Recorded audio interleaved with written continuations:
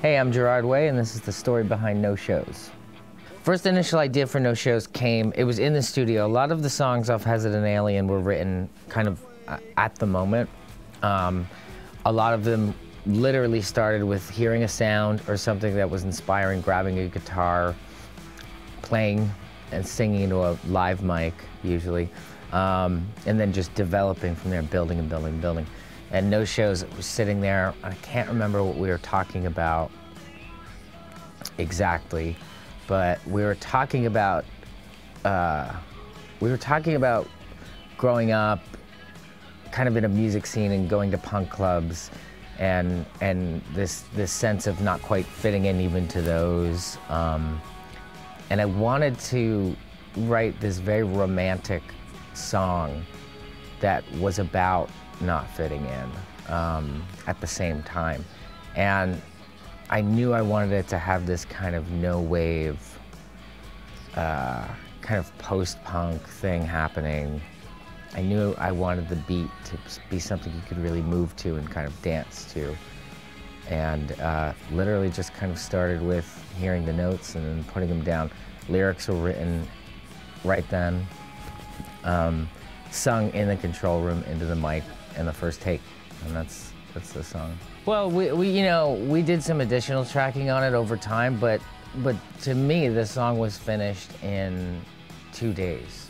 There was the initial night. I remember it was nighttime when we had originally tracked most of it. Then felt like it needed a bridge, so that was done the next day. And then the song was really together by then.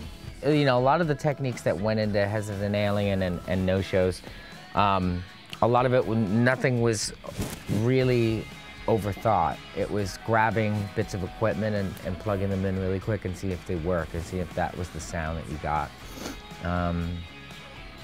I remember with No Shows wanting this part of the song. There's this drum break in 100% by Sonic Youth, and to me it's the greatest drum break of all time. And I wanted a point in the song where that happened. And I just remember, we have a pedal over here called the Ass Master. It's called the Barker Ass Master. You put it on a bass and it sounds incredible.